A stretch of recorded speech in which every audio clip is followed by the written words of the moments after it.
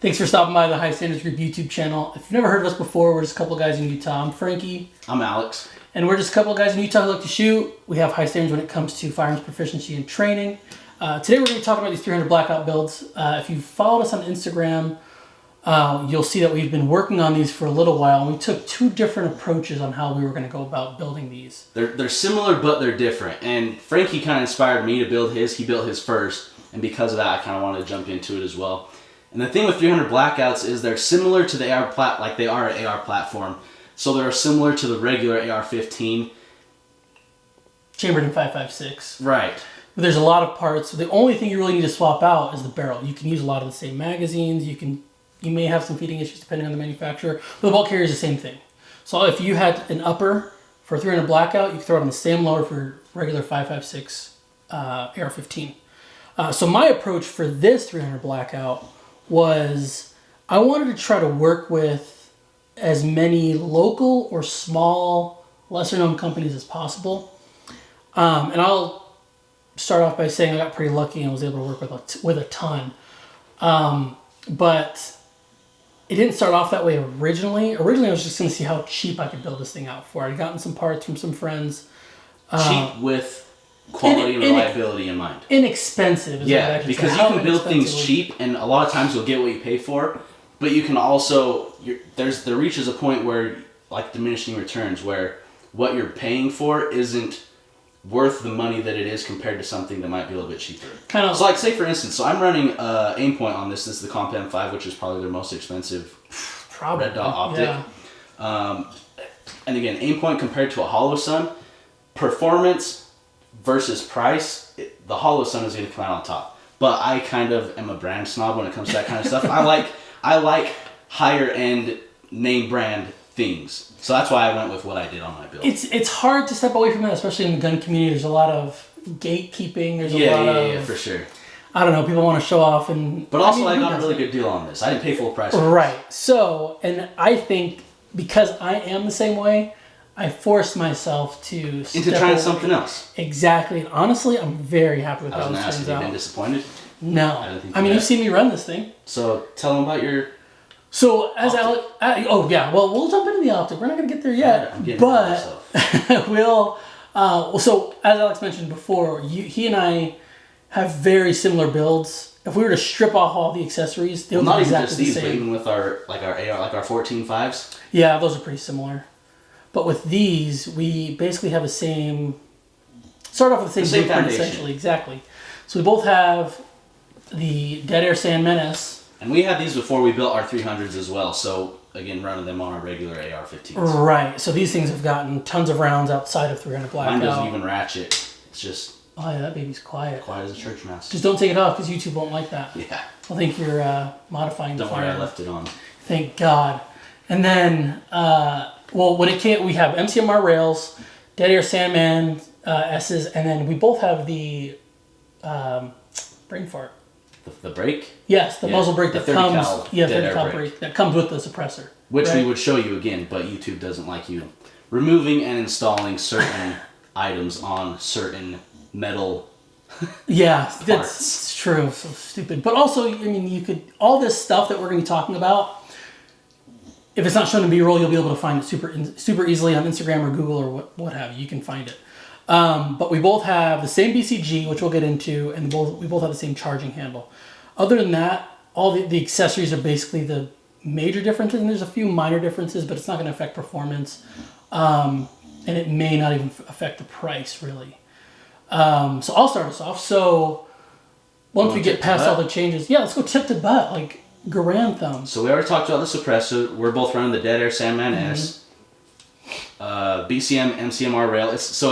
We both have 9-inch barrels. Yes. And these BCM MCMR rails are 8.5 inches. Yeah. So again, obviously if you're on blackout, you can run a shorter barrel, and that's one of the perks and benefits of going with 300 blackout compared to a 5.56.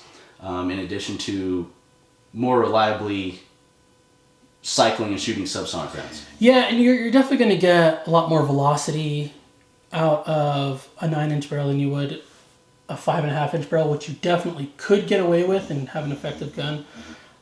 I personally wouldn't build one that short. I'd probably just buy the Rattler from SIG, but this thing is perfect. I love the length of this. I'm sure someone's going to make a joke about that in the comments. 9 inches, that's respectable. I would say so. That's it depends on who you ask, but I'd say that's pretty long. So we're not doing this. So then we're going into the light. So I got the Goon Beam version 2, I believe it's called. Now, if you look, it looks just like a Streamlight HLX. However, dude, how dare you? It's a Streamlight HLX with different guts. Yes, and that's what we're going to get into. This thing puts out the same performance as like your mod light. As like, a they're mod light. super similar. So they put different diodes or emitters? Is that right? Yes. Yeah. So it has a tighter... Yeah, so strong, super strong beam, super bright white light coming out of the end of this thing. I'll put the specs in somewhere around here. And then...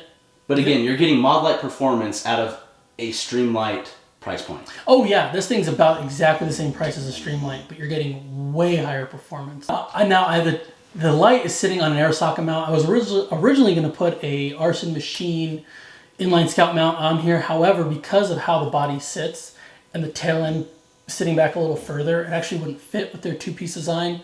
So I just went the Arasaka, and the Arson Machine is on another gun. And then the tape switch is actually sitting on a Schaefer Machining tape switch mount. Let me see this side. Oh yeah, so this thing, super simple design, very easy to install. Hopefully that gets into focus there. And it honestly, it's my favorite tape switch mount. They're eventually going to make one for the Surefire line of tape switch mounts. I think they're still working on it. But this thing is so easy to install and really light. And I think it looks super good. It's just super clean, super simple, super sleek. Exactly. When I was talking to the guys over there, because they actually did send me this. But for free? For free. But keep in mind, anything I did get for free, I reached out to the company. I did my research. I said, hey, I like what you're doing. This is what I'm doing. I'm building out the Fear and Blackout, planning on making this video. Would you want to work on something together? So some companies said yes, some companies said no. That's the other thing too, is that the gun industry as a whole is so saturated with already name brand products like Surefire, like Aimpoint, like Trijicon. Right. So for underdogs to come in that have a quality product and like get some traction, it's important for people to be willing to go outside of what's known and common and accepted. I think so.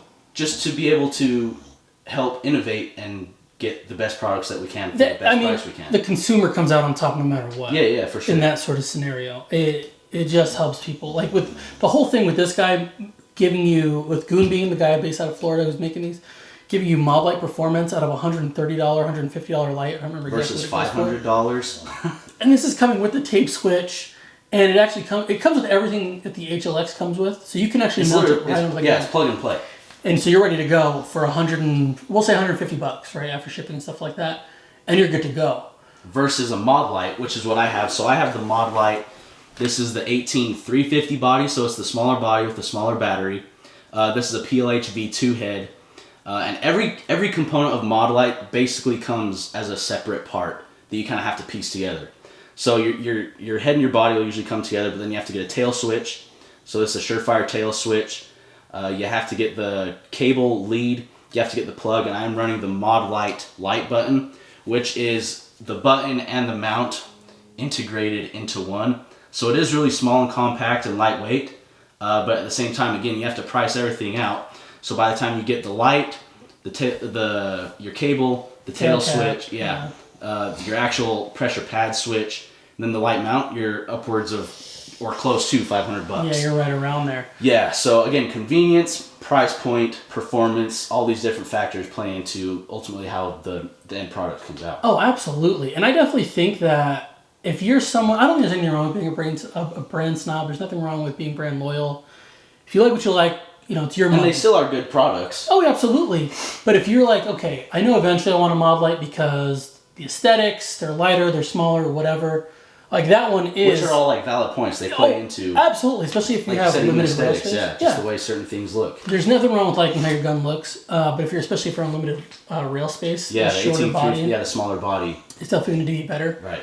But if you needed to just start with something, which you should have a light on your rifle, especially if it's for home defense. Yeah, that should be first thing next to your optic. Honestly, I would highly recommend these Goon Beams. I mean, you saw this thing perform. Yeah. And it's pretty crazy. It's on par with the Model Light, the PLH V2. No question. No freaking question. So, anyways, now that you're done sucking off Goon Beam, let's keep moving down. Let's keep moving down. So we're both running Emissary Development handbrakes. Yeah. Frankie has the full-size one, and I have the mini one, because he has bigger hands than I do. But I do like the way that one feels. And it does feel really good. So, Emissary, I mean, these things are probably the most comfortable freaking... I mean, they're up there. I love the way these things feel, especially on Isn't the way that they came out with this basically, because everyone was chopping the BCM vertical grips? This is what I heard. I don't know if it's true or not. Wouldn't surprise me. So lots of people, they like to chop the BCM vertical grips and flip them backwards, right? So you kind of have that little pocket you can shove your hand in. And I don't know if this is true or not, but I heard that Emissary basically went for that same ergonomic with their hand stops. So, again, out of the box, you can just slap it on. You don't have to customize a BCM grip. Not that it's that hard, but... And honestly, like, the texture's super... It's not overly rough, but it's just comfortable. And this thing, it just fits. And I was honestly a little apprehensive about putting it on this length of a rail. Just because it felt a little short. I thought it might feel a little awkward. Yeah, like you're honestly sucking into the gun a little bit. Yeah, but it's like super comfortable. Yeah, it is. And I tried this little stubby one too. I run mine a little bit further back. But it's also probably in comparison to where you keep your stock. Yeah, because I keep my stock a little further. We can get that later. We can get that now. So I have my sling mount up here. Again, this is a shorter rail. It's an 8.5-inch rail, and I'm left-handed. But I like my accessories on the left side of the rail as well. Typically, when you're left-handed, is that the right side? Yes, this is the right side. Sorry. Typically, when you're left-handed, you would want your light over here. That way it's not getting in the way of your hand or anything. But I run it far enough forward that it sits in that little pocket between my thumb and my index finger. But because of that reason, my hand covers up the rest of my handguard. So for me to be able to run a sling QD attachment, I have to put it up here. But because of that, I have to run my hand stop clear as far back as I can on the bottom M-lock slot. So just little things, again, just customizing your gun to yourself and fitting it to yourself. But that's just how I run my setups. Definitely important. And I mean, I'm sure there's a lot of left-handed people out there who probably are just struggling with like how to make something. How to set their rifles up. Yeah, for sure. And then so you run yours a little bit more forward. Yes. And we'll go into like there's difference more towards the back of the guns as well. We'll get into that. And how long your arms are, where to run the stock. Oh, absolutely. Not that we have to worry about eye relief with red dots, but still. Also, I'm sure I'm gonna get lots of comments. This is a loaded mag. My gun is not loaded.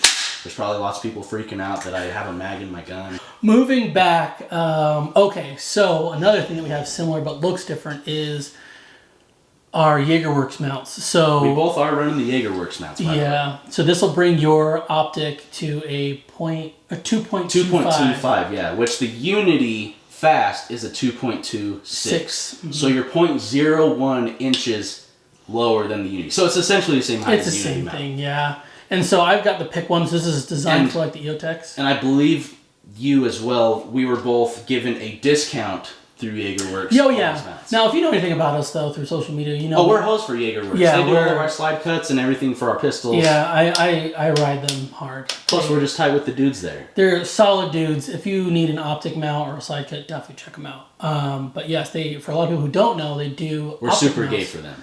Oh, yeah, we're lovers in the night. Yeah. But they do so they do optics mounts, and this one is made for the EOTech. Now they have different heights for the EOTechs because they have some that are lower 1/3 and absolute co-witness. Thank you. And so this one, because this optic, which I'm going to get into in just a second, sits at a lower 1/3. This one is fit for that one. I can't remember exactly the height, but they talk about it when you actually go to their website. And that's the same footprint as the EOTech, right? Exactly the same footprint. So the optic I'm running is a Promethean LP1. These did get a lot. From Lead and Steel. Lead and Steel Promethean LP1. Lead and Steel. So that thing is crisp, by the way. This thing is super freaking crisp, and it's been phenomenal. Like a lot of people are going to talk about how, you just hopped on the hype train and all this stuff. And at first I was like, well, I want to see what they're about. Like, they're a new company. And again, we reached out to them. Again, I reached out to them, and I told them what I was doing. And they didn't send this to me for free. I did pay something for it. But this optic is, if you just need a red dot that works, this is just another company that's putting out a red dot that works. And that's similar to the EOTech as well as the reticle, right? Yeah, so you get 3 reticle options with this. You get the circle with the dot, you can do just the circle, or you can do just the dot. I run just the dot. I did try running this with the circle and the dot. Mm-hmm. I've run a dot for so long that I'm just like, that just seems too... Yeah, it just seems too busy. So I did just the dot. And honestly, so I never turn it off. This is their Awake version. So what that is if you want to have the circle and the dot, when you put this gun down and don't touch it for a while, the circle will just turn off. You'll keep the dot on. And as soon as you pick it up, yeah. Okay. But as soon as you pick it up, you'll actually then have the circle and the dot again. Okay. Rather than just the dot. So I don't have it running that way, just because I'm not using the circle at all. But does it have a better battery life than the EOTech? Oh, it's not even close. That's the question that people want to know. So this thing has, I believe, it's 100,000 hours on just the dot, if I'm not mistaken. It runs on a CR123 battery, and it's just run. Like I'm not doing anything. We've run both of our uppers on a full auto lower. Oh yeah. Multiple mags through it with no issues, no flickering, no weird. Oh yeah. If you've seen me now, of course I'm not Aaron Cowan. I'm not doing 500 rounds straight. Back. Like this gun has 500 rounds through it at this point, but this thing probably got at least 120 rounds full auto, and nothing here has shifted. Been a problem. Yeah, it's all been great.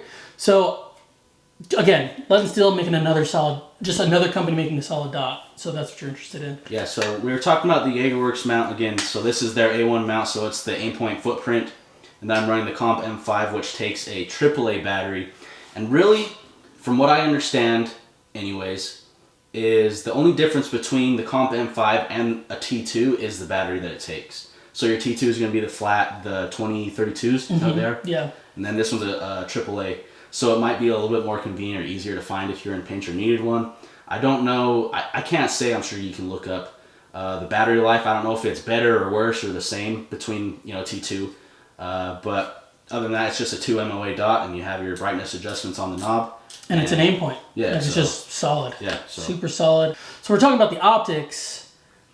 The price difference is something else that needs to be mentioned because it is substantial. Right. Because you're running the Comp M5. I've got this. How much do those run for? I mean, MSRP, like full price list, is going to be right around $1,000 for a Comp M5. Freaking expensive. And these are, I think, around $450. So you're half the price. Yeah. Now, of course, much bigger. Right? Bigger and heavier. But this thing is super reliable. It's got this hood around it, the sacrificial hood. Yeah, it's basically got like a turtleback shell. Basically, that you can actually replace. They sell them on their website. Legend Steel does, so you can actually just replace it if it gets crumpled or whatever. It's like they thought of that beforehand. I know. Can you believe that? Okay, working our way back, tip to butt. Did we talk about what barrels we have? We talked about the length. Yes. Let's talk about the girth here. So this upper is a Sons of Liberty East India builder's kit. So it's the 300 blackout upper receiver with the barrel and their gas system. But again, so it's a Sons of Liberty barrel. Yeah, it's just a Sons of Liberty barrel. And Sons of Liberty is obviously known for having really well-gassed barrels. Now, if I'm not mistaken, the barrel that I have and the barrel that he has are made in the same factory. So this is a Ballistic Advantage 9-inch. And I will say, though, in terms of gas, that thing is gassy. It is. And it could be the ammo we were running. I was running a lot of MagTech. Actually, all the ammo I ran through this was either MagTech or Black Hills. I have so many different... I have like some Wolf Steel case. I have some, I think it's PMC or Fiocchi. I don't even know. And you had some... I mean, there was some gas spitting out of that thing. But it runs. It does run. It does run. It's Smokey, though. Smokey the Bear. It really is. But again, the barrels are probably the same price. Probably. But moving back. Yeah, let's move back. The BCG. Yeah, so you mentioned earlier we're both running the same bolt carrier and the same charging handle. Where do we get those from? So 801 Weapon Works, Colton over at 801 Weapon Works is that guy. He has hooked us up with solid BCGs. And although, I didn't get my charging handle from him. I actually got it from the company I was actually talking about. Okay, but it's the same company. It's the same charging handle. It's an ambidextrous, similar to like a Radian, but again, half the price. So a Radian charging handle is going to run you anywhere, $90 to $110? Something like that. Depending on where you get it. These are $50. Yeah, these are the Breek Warhammers. Again, ambidextrous, and they're what, 40, 50 bucks? Yeah, they're like just under $50. So with shipping, you're probably looking at like what, $54? Yeah, so there's that, and then we're both running a BRT bolt carrier group. And these things are freaking phenomenal. Yeah, mine's kind of filthy, but oh, dude, mine's not any better. You get the idea. So the BRT Black River Tactical. Yes, they use 158 tool steel for the bolt. So it's basically all the same as like a BCM, right? Yeah. Sons of Liberty Gunworks, BCM, solid. Kind of that gold standard, at least when it comes to like combat grade reliability. Just solid, especially for the price. Like you're not getting anything you don't need. You're not paying extra for a shiny bolt carrier group, which is nothing against those, but you're getting a I got something against those. 30 bolt carrier groups, 158 Carpenter steel. Full auto rated. Full auto rated, and we tested that and had no issues. Now, going back to the charging handle really quickly, what's nice about these ones, so... one thing that sorry, I'm going to steal the spotlight. Go ahead. One thing I do as a left-handed shooter is I run a Magpul bad lever on my rifle. And so that is, I don't run an ambi safety, so I just manipulate it either with my thumb or kind of like the meaty part underneath my index finger, just kind of flip it up and down. But I do use the bad lever to manipulate the bolt. So if my bolt is closed right now, if I want to lock the bolt back, obviously pull your charging handle back, and then you can lock it in at that point, locked back.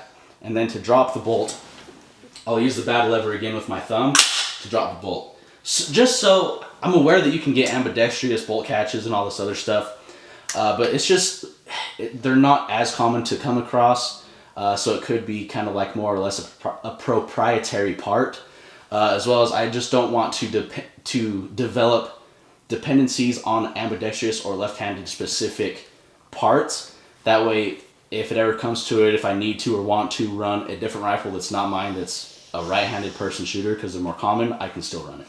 Oh, absolutely. Well said. So there's that. And I think that is something that is a valuable piece of information for anybody who is left-handed who may want to just try something different. And they're like $20. Oh yeah, they're everywhere. So going into the Break Arms Warhammer, something that's super nice about these is, I don't know if you'll be able to see, but there's a little port. Let me see if I can get this thing in focus here. So yeah, it's like a little channel right there that helps direct gas away from your face. And it also has this little, I don't know, gas buster. I don't really know what you'd call it. Yeah, just to kind of seal it off on the back. Now, having run this thing full auto suppressed, you're definitely still getting a gas to the face. I didn't have a Radiant SD. It's not unbearable. No, it was fine. It was totally fine. I had no issues with it. What you would expect to get from a gassed full auto. Yeah. From a suppressed full auto setup. So when I was looking at getting a charging handle for this build, I was looking at getting one that was well above a mil-spec charging handle, and this is definitely that. Especially for $50, you're getting an ambi charging handle. I wasn't looking at for something that was going to take care of the gas necessarily. That's a nice perk. But I didn't want to spend $90 on a charging handle. Yeah. I feel like ambi should be the new mil-spec. Yeah, I don't know why it isn't. Mil-spec is just, it's a fancy way to say the lowest acceptable quality. Yeah, basically. Yeah, and honestly, a lot of commercial parts are way better than mil-spec. Yeah. This is an example of that. This thing is phenomenal. We haven't had any issues. Now, I'm not someone who's just running his charging handle the whole range day, but in terms of just having to, rack the gun, it's been great. If there was one nitpicky thing I could say about this charging handle, I only have one. I wish the tabs were a little thicker.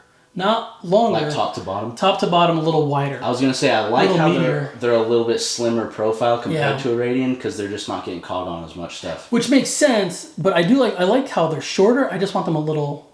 That's just me. Someone's probably going to disagree with me completely, and that's totally fine. Me, because I have small hands. Dude, your hands are big enough. They get the job done. They sure do. Okay, let's keep moving back. Let's talk about our lowers real quick. Oh, yeah. So my lower is a lower. All AR lowers are pretty much equal. You can argue about it in the comments. I don't really care. As far as trigger goes, I am running I am empty, no mag in the magwell. So I'm going to ghost this. I am running a Geisley SD3G, which does come with 2 sets of springs, and I'm running the lighter set, whatever that is. I don't know off the top of my head. But it's a single stage trigger. And it's super crisp, super light. I don't know. I'm going to get this close so you guys can see. There we go. Okay. So I'm running the Geisley SD3G trigger. It's a flat face trigger, super crisp, super light, with a really quick reset as well, really short reset. So you can run this really fast. If you're really getting crazy with the sauce, you can get it bumping pretty good, if you know what I'm saying. But I'm just going to leave it at that. But that's basically it for the lower. And then I have just a Reptilia grip because I like it. So I am running, honestly, not. So this is a PCM lower. Again, I actually got it from the same guy you bought that Comp M5 from. Wow. I know, how about what that? A guy. That guy's having a freaking yard sale. And I'm honestly just yard sale of good parts. Oh yeah, I mean they're all gone. We bought them. So I'm just running a mil-spec trigger in this, and I have a B5 Systems pistol grip, and I have a little plug in there for storage. And I've just got some batteries for the optic plug in there. It's a little butt plug. This was one of my goals with this build, was to get it as light and compact as possible. So I wanted the smallest, lightest components on it, just for, again, the reason of it being light and compact. Yeah. Makes sense. So that's why I went with what I went with. And so the end goal for mine, having, once I got all the parts I needed and worked with all these companies that I wanted to or that I could, I wanted to make this into a dedicated backpack gun. So I got the Law Tactical folder on here. And that's another one of the differences between our builds, is I don't have the Law folder. Right. So. And so this thing will fit in a backpack once it's completely folded. Especially with the can off. Yes, but you've got tiny. The can has to be off. And this thing is going to sit in my truck with me. I'm going up to Idaho this coming week, and this is coming with me. And this thing will just fit in the trunk or in my truck just mind bed. its own business while you're there, and if you need it, you have it, and if you don't, Exactly. It's good insurance policy. You know about insurance policies. I know a little bit about insurance. That's all guns are, just insurance policies. Exactly. And so, I mean, that's kind of it for our build. That's kind I'll of say we have similar but not the same stocks. Mine is the Magpul SL, what is it? The SLM. So it's basically Magpul's smallest, lightest stock. And then I just have a standard buffer. I'm just running I believe a Sprinco Blue Spring with a... Do you have an A5, a Volter A5? Not on this one, no. With a H3 buffer. Oh, okay. Oh, that's right. Yeah, you are running an H3 on that. Yeah. And this one's got... Let's see. This is an H2 buffer with a blue spring, I believe. So we're both running the blue spring. I thought you were running a green. No. Okay, so we're both running blue. And, I mean, with yours being so gassy, I think the H3 probably did a little better. Yeah. Mine, we had a little bit of trouble tuning, but once we got it, we got it. Like, this thing's awesome now. That thing's a sewing machine now. Oh, yeah. So running it auto, I've had a few issues while we were trying to get it to run, and then finally... once we got that H2 buffer in there with that blue spring, I had one malfunction, but I think it was because of the magazines I was using. They're super old, and they're 5.56 mags that are not really recommended for running 300 blackout. You could do it. I do it a lot, but I think it was just a feeding issue from what I gathered. So speaking of magazines, so I do run 300 blackout specific magazines for my 300 blackout. I run the P mags. For a couple different reasons. Obviously, you don't want to get it mixed up. And also, all of my other mags that I have for 5.56 are all steel mags. So by running the P mags, it's a pretty safe bet that I know which gun goes to which mag, so to say. I am also running the 300 blackout P mags. Just when I was putting this thing through its paces, I need more mags. So I've got a freaking ton. Run what you brung. Yeah, I've got a ton of 5.56 mags. I don't think I have nearly enough mags, but that's what I had. But anyway, I mean, if you have any questions, go ahead and leave us a comment or follow us on Instagram. Shoot us a DM there. What's your Instagram? My personal Instagram? What Instagram do you want them to follow you on? Follow High Standards Group Instagram. Follow High Standards Group. My personal Instagram is Offhand Dominant because I'm left-handed. And mine's Dimpled Primer. Thanks for watching.